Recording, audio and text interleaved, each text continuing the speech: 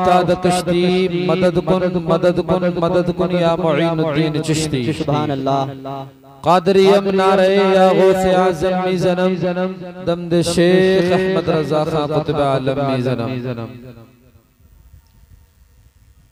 देखें हज़रात, आइए सबसे पहले आक़ा नामदार मदीने के ताजदार दोनों आलम के मुख्तार नाइब परवरदिगार लंबे लंबे हाथों से भीख देने वाले आका, जिस बारगाह में 70,000 फरिश्ते सुबह में, जिस पाक बारगाह में 70,000 फरिश्ते शाम में हाजिरी दिया करें, उस पाक बारगाह में दुरूद पाक का नजराना पेश करें। पढ़े बाबा से बुलंद अल्लाहु रब्बु मुहम्मद सल्लल्लाहु अलैहि वसल्लम नहनु बाद मुहम्मद सल्लल्लाहु अलैहि वसल्लम सलातन व सलामन अलैका या रसूल अल्लाह या रसूल अल्लाह या रसूल अल्लाह सल्लल्लाहु तआला अलैहि वसल्लम। देखें हजरात, आप हजरात इस तरह से खामोश ना बैठें। अगर खामोश बैठेंगे तो काम नहीं चलने वाला। देखें कि सबसे पहले अगर अल्लाह तबारक व तआला ने आपको हाथ दिए हैं तो मेरे नबी का फरमान है कि जो हाथ मेरे नबी के नाम पर उठ जाता है तो उस हाथ में कभी भी लकबे की बीमारी पैदा नहीं होती। तो आपने हाथों को उठाएं और हाथ उठाकर बोले सुभान अल्लाह, सुभान अल्लाह। जो लकबे की बीमारी से अपने हाथ को बचाना चाहते हैं तो हाथों को उठा लें और एक मर्तबा और कह दें या रसूल अल्लाह, एक बार और कहें सुभान अल्लाह। देखें हजरात, किसी शायर ने खूब फरमाता है कि दर्द सहकर भी तेरा नाम लिए जाते हैं, दर्द सहकर भी तेरा नाम लिए जाते हैं और तेरे दीवाने तुझे याद किए जाते हैं। दर्द सहकर भी तेरा नाम लिए जाते हैं, तेरे दीवाने तुझे याद किए जाते हैं और तू नवाजे न नवाजे तेरी मर्जी मौला, हम तो सजदे तेरी चौखट पे, सुभान अल्लाह सुभान अल्लाह, हम तो सजदे तेरी चौखट पे किए जाते हैं। और एक हम है कि जिन्हें कुछ भी नहीं पास वफा, एक हम है कि जिन्हें कुछ भी नहीं पास वफा, और एक वो है जो करम हम पे किए जाते हैं, सुभान अल्लाह। वो है जो करम हम पे किए जाते हैं। और हज़रात देखें कि ए फना इश्क का दस्तूर तुझे क्या मालूम, इश्क में दिल ही नहीं सर भी दिए जाते हैं। आए हजरात देखें, मेरे आका नबी करीम सल्लल्लाहु तआला अलैहि वसल्लम फरमाते हैं, मेरे आका का फरमान है कि जो शख्स मुझ पर जुमा के दिन 80 मरतबा दुरूद पाक पढ़ता है तो रब ताला उसके 80 साल के गुनाह माफ करता है। बाबा सुभान अल्लाह। बहुत आपको एक बात बता दूं कि आप सुभान अल्लाह एक बार बोलेंगे तो आपके नामे अमाल में 90 नेकियां मिलेंगी। कितनी? 90। अल्लाह ने आपको ज़बान दी है तो आप ज़बान यूज कर सकते हैं, बोल सकते हैं। कितनी नेकियां मिलेंगी? 90 नेकियां मिलेंगी। क्योंकि रब ताला कुरान मजीद के एक हर्फ पे हमें 10 नेकियां देता है। तो सुभान अल्लाह में कितने हर्फ हैं? 9। तो 9 हर्फों पे लगा ले 10-10 से कितनी 90 नेकियां हो गई। और आप एक बार सुभान अल्लाह बोलेंगे, रब ताला आपके नामे अमाल में 90 नेकियां देगा। तो अज़ीज़ान मिल्लत इस्लामिया बिरादरान इस्लाम देखें, रब ताला कुरान मजीद में इरशाद फरमाता है वमा अरसलनाका इल्ला रहमतल लिल आलमीन, ए महबूब हमने आपको सारी जहान के लिए रहमत बनाकर भेजा। यानी कि हर चीज के लिए रब ताला ने प्यारे नबी करीम सल्लल्लाहु तआला अलैहि वसल्लम को रहमत बनाकर भेजा है। आए हजरात, मैं बताऊं ये रबीउल अव्वल का महीना चल रहा है, यानी कि मेरा जो तकरीर करने का मकसद है तरबियत के लिए कि आप कुछ हासिल कर लें और मैं भी कुछ हासिल कर लूं। इल्मी की बात है। और ये जलसे जो होते हैं जहाँ पर भी इसलिए होते हैं कि कुछ न कुछ दीन की बातें सुने और सुनने के बाद उन बातों जी बेशक दीन की बातें हम सुने, सुनने के बाद उस पर अमल करें। और आप अगर मेरी कोई बात सुनेंगे और उस पर अमल कर लेंगे तो क्या मालूम कल क़यामत के दिन वही बात आपके अमल के साथ आपकी बख्शिश हो तो मेरी भी आपके साथ में हो जाए। बेशक। तो हजरात देखिए, मैं बता रहा था कि रब ताला ने नबी करीम सल्लल्लाहु अलैहि वसल्लम को सारी जहान के लिए रहमत बनाकर भेजा। एक वाकया मैं तौबा के ताल्लुक से आपके सामने रखूंगा और अपनी गुफ्तगू खत्म करूंगा, बस सिर्फ 5-7 मिनट के लिए। देखिए कि अब्दुल मलिक बिन मरवान बयान करते हैं कि एक नौजवान शख्स रोता हुआ अमीरुल मुमिनीन के पास आया और कहने लगा, ए अमीरुल मुमिनीन, मुझसे आज बहुत बड़ा गुनाह सरजद हुआ है। क्या मेरे गुनाह की तौबा कबूल हो सकती है? आप हजरात मेरी तरफ अपना जहन रखें और अपना ईमान ताज़ा करें। आप हजरात गौर से सुने, अगर आप सुभान अल्लाह बोलते रहेंगे तो उससे हमारी भी हौसला अफजाई होती रहेगी। हजरात एक बार बोले या रसूल अल्लाह। अब्दुल मलिक बिन मरवान बयान करते हैं कि एक नौजवान शख्स रोता हुआ अमीरुल मोमिनीन के पास आया और आकर कहने लगा, ए अमीरुल मोमिनीन, आज मुझसे बहुत बड़ा गुनाह सरजद हुआ है, क्या मेरे गुनाह की तौबा कबूल हो सकती है? अमीरुल मोमिनीन ने फरमाया, ए नौजवान, ये बता तूने कौन सा ऐसा गुनाह किया है? उस नौजवान ने कहा, अमीरुल मोमिनीन, आप पहले मुझे ये बता दे कि मेरे गुनाह की तौबा कबूल हो सकती है या नहीं हो सकती। तो हजरात जब उस नौजवान ने इतना कहा तो अमीरुल मोमिनीन फरमाते हैं, अमीरुल मोमिनीन कहते हैं, नौजवान, अगर अल्लाह का बंदा अल्लाह की बारगाह में सच्चे दिल से रोए और रोने के बाद गिड़गिड़ाए, गिड़गिड़ाने के बाद अपने गुनाह की तौबा कबूल करे तो रब ताला उसकी तौबा को कबूल कर लिया। सुभान अल्लाह, सुभान अल्लाह, रब ताला उसके गुनाह की तौबा को कबूल कर लिया करता है। तो हजरात अब अमीरुल मोमिनीन ने फरमाया, ए नौजवान, ये बता कि तेरा कौन सा ऐसा गुनाह है जो तू मेरे पास आया है और आने के बाद रोने लगा, ये बता कि कौन सा गुनाह है? तो उसने कहा, अमीरुल मोमिनीन, जब आप मुझसे कहते हैं रब ताला अपने बंदे की गुनाह को तौबा को कबूल कर लेता है, तो मैं आज आपको बताता हूँ कि मैं आज से पहले कफन चोरी किया करता था और हत्ता कि मैंने बहुत सारे कफन चोरी किए, मगर आज जो मैंने मंजर देखा मैंने आज से पहले कभी ऐसा ना देखा। अमीरुल मोमिनीन ने फरमाया कि तूने ऐसा क्या देखा है? उस नौजवान ने कहा, अमीरुल मोमिनीन, कसम मुझे उस जात की जिस जात ने मुझे पैदा किया है। अमीरुल मोमिनीन, मैं आपको बताता हूँ कि आज मैं कब्रिस्तान के अंदर पहुंचा और पहुंचने के बाद मैंने क्या देखा है? उस कब्र वाले कब्र के अंदर जो मुर्दा लेटा हुआ है। हजरात अब नौजवान अपना किस्सा सुना रहा है, अमीरुल मोमिनीन की बारगाह में कहने लगता है, कहता है, अमीरुल मोमिनीन, आज जो मैंने अपनी आंखों से मंजर देखा है, मैंने आज से पहले हजारों कब्रें उखाड़ी हैं, वो कब्र उखाड़ने के बाद में कफन चोरी किए हैं, मगर मैंने आज से पहले कोई सी के अंदर ऐसा मंजर न देखा जो मैंने आज देखा है। उसने कहा, क्या क्या मंजर है तेरा? तो वो नौजवान कहता है कि मैंने आज जब पहली कब्र को उखाड़ा और उखाड़ने के बाद मैंने देखा कि उस कब्र वाले के अंदर जो मुर्दा लिटा हुआ है, तो अल्लाह का उस कब्र के अंदर इस तरह से अज़ाब हो रहा है कि उसका चेहरा किबले से फेर दिया गया है। अल्लाह अकबर। नौजवान कहने लगा कि जब मैंने उसका चेहरा किबले से फिरा हुआ देखा तो मैं डर गया और डरने के बाद मैंने उस कब्र से निकलने का इरादा किया। तो गैब से आवाज आई, है नौजवान, तू इसके बारे में नहीं पूछेगा इस पर यह अज़ाब क्यों हो रहा है? उस नौजवान ने पूछा कि इस पर यह अज़ाब क्यों हो रहा है?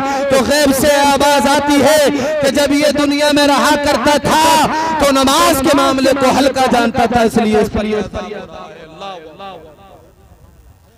लगाएं क्या कि जो पहला मुर्दा लिटा हुआ है उसके चेहरे से फेर दिए गए। आपको एक बात बता दूं कि जब मुर्दे को दफन करते हैं, कब्र के अंदर रखते हैं, उसका चेहरा किबले की तरफ कर आते हैं। जब किबले की तरफ कर आते हैं, उस नौजवान ने कहा, मैंने बहुत सारे कफन उखाड़े, मगर मैंने किसी के अंदर ऐसा मंजर न देखा जो मैंने आज देखा है कि इसका चेहरा किबले से फेर दिया गया। वो नौजवान डरा, डरने के बाद में निकलने का इरादा किया तो गैब से आवाज आई, नौजवान तू डर नहीं, ये सोच के जब ये दुनिया में रहा करता था तो ये कौन सा काम किया करता था? तो उसने जब पूछा तो पता चला कि दुनिया में रहा करता था तो ये नमाज के मामलों को हल्का जानता था, इसलिए इसके चेहरे को किबले से फेरा गया। अल्लाहु अकबर। नमाज के मामले को हल्का जानना। उधर अजान हो रही है, हम लोग आराम से अपने घर में बैठे हुए हैं, मुअज्जिन साहब पुकार रहे हैं अजान के लिए, हय्या अल सलाह हय्या अल फलाह, कामयाबी की तरफ आओ, फलाह की तरफ। हम आराम से बिस्तर पर खल्लाटे लेते हुए नजर आते हैं, आराम से चौराहे पे बातें करते हुए नजर आते हैं। नमाज के धोरे नहीं है मेरे प्यारे।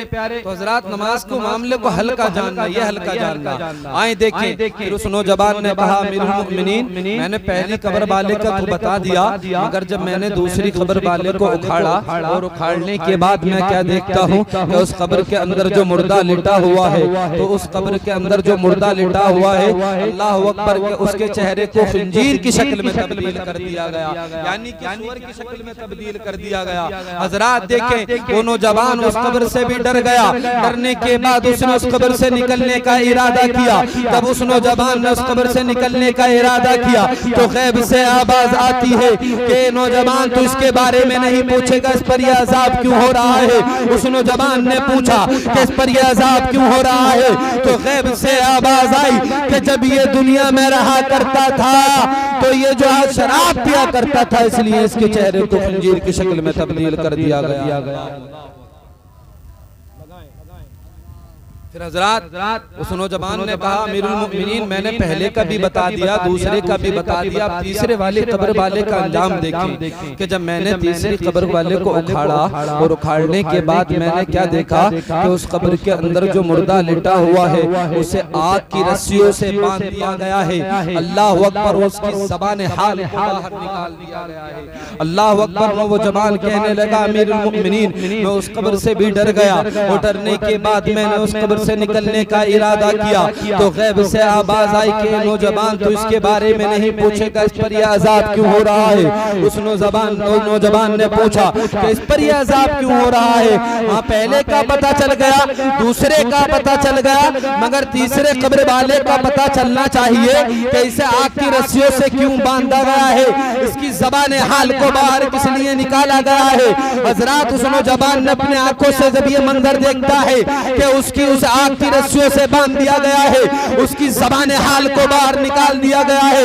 हजरात अगर ये मंजर हमारे सामने आ जाए, कसम खुदा की हमारा रुआ रुआ कांप जाएगा। यही देखे वो नौजवान भी क्या करता है, डर जाता है। डरने के बाद उस कब्र से निकलने का इरादा करता है और जब कब्र से निकलने का इरादा करता है तो हजरात गैब से आवाज आती है, ए नौजवान तू इसके बारे में नहीं पूछेगा कि इस पर यह अजाब क्यों हो रहा है। वो नौजवान पूछता है कि इस पर यह अजाब क्यों हो रहा है, तो गैब से आवाज आती है कि जब ये दुनिया में रहा करता था तो ये पेशाब के कतरों से नहीं बचा करता था और चुगलखोरी किया करता था, इसलिए इस पर यह अजाब हो। मेरे प्यारे लगाएं देखें। और हजरात जब उसी नौजवान ने चौथी कब्र को उखाड़ा और उखाड़ने के बाद क्या देखा कि उस कब्र के अंदर एक वसीओ अरीजो तख्त पड़ा हुआ है और उस पर एक मुर्दा लिटा हुआ है और उस मुर्दे के अंदर से इस बलाह की खुशबू आ रही है, इस बलाह की खुशबू आ रही है। मेरे आका नबी करीम सल्लल्लाहु ताला अलैहि वसल्लम का फरमान है कि अगर कोई जन्नती किसी गली से गुजर जाए तो वो जन्नत की खुशबू से गली मुअत्तर कर दी जाती है। तो चौथी कब्र वाले को क्या देखता है कि उसमें एक वसीओ अरीजो तख्त पड़ा हुआ है और उस तख्त पर एक मुर्दा लिटा हुआ है। जब मुर्दा उस तख्त पर लिटा हुआ है उसके अंदर से इतनी खुशबू आ रही है, बहुत खुशबू आ रही है। हज़रात जब खुशबू की बात आई तो मैं आपको बता दूं, हुजूर हशमत अली खान रहमतुल्लाहि ताला अलैह जिनका मज़ार पाक पीलीभीत के अंदर है, आए मैं उनका एक छोटा सा वाक़िया आपको बता दूं, बस 1-2 मिनट का वाक़िया आपको बताऊं, मगर आप हजरात जो है मेरी तरफ तवज्जो रख ले ताकि कुछ न कुछ हासिल कर ले। मेरे प्यारे मेरी बात जो है आप गौर से सुन ले, जो मैं कहना चाह रहा हूँ आप अपना जहन मेरी तरफ लगाएं बस खाली। हजरात देखें, हुजूर हशमत अली खान रहमतुल्लाहि ताला अलैह एक मर्तबा अजमेर शरीफ गए हुजूर ख्वाजा गरीब नवाज की दरगाह पर हाजिरी देने के लिए। हजरात जब हुजूर ख्वाजा गरीब नवाज की दरगाह पर हाजिरी देने के लिए पहुंचे तो आप जो थे वहाँ से निकल कर वापस आ रहे थे। आप वापस आ रहे थे स्टेशन पर आपको जो देखिए कि आपको एक वहाबी मुल्ला मिल गया। कौन मिल गया? वहाबी मुल्ला मिला। उसने पूछा मौलवी साहब कहाँ से आना हो रहा है? आपने कहा कि मैं अल्हम्दुलिल्लाह हुजूर ख्वाजा गरीब नवाज की दरगाह पर हाजिरी देकर आ रहा हूँ। कहा अच्छा कि दरगाह पर हाजिरी देकर आ रहे हैं तो आप तो जन्नती से भी निकले होंगे। क्या कहा कि आप क़यामत के दरवाजे से भी निकले होंगे। हुजूर अशमत अली खान रहमतुल्लाह ताला फरमाते हैं कि हाँ अल्हम्दुलिल्लाह मैं जन्नती दरवाजे से भी निकला हूँ। जब हजरात देखे फरमाया कि हाँ मैं अल्हम्दुलिल्लाह जन्नती दरवाजे से निकला हूँ, तो हजरात उस मौलवी ने क्या किया, जब कहा कि आप ये बताएं सबसे पहले तो उस जन्नती दरवाजे से निकलने का मकसद क्या है। तो अजीज़ान मिल्लत इस्लामिया बिरादरान इस्लाम हुजूर अशमत अली खान रहमतुल्लाह ताला फरमाते हैं कि उस जन्नती दरवाजे से जो निकल जाता है तो अल्हम्दुलिल्लाह उस पर जो है दोज़ख की आग हराम उस पर दोज़ख की आग जो है असर नहीं करती है, आग जो है हराम कर दी जाती है। हजरात जब इतना कहा तो इतना कहने के बाद में देखें हुजूर हशमत अली खान रहमतुल्लाह ताला फरमाते हैं कि जब हजरात हुजूर हशमत अली खान रहमतुल्लाह ताला इतना फरमा दिया तो उस मुहाबी मुल्ला ने क्या किया, आपको सूंघना शुरू कर दिया। क्या करना, सूंघना शुरू कर दिया। यहाँ तक कि पहले आपके माथे को सूंघा, माथे के बाद में आपके मोढों को सूंघा, मोढों के बाद में आपकी कोहनियों को सूंघा, कोहनों के बाद में आपकी घुटनों को सूंघा, घुटनों के बाद में आपके पैरों को सूंघा, यहाँ तक कि उसने आपका जो है जूता भी सूंघ डाला।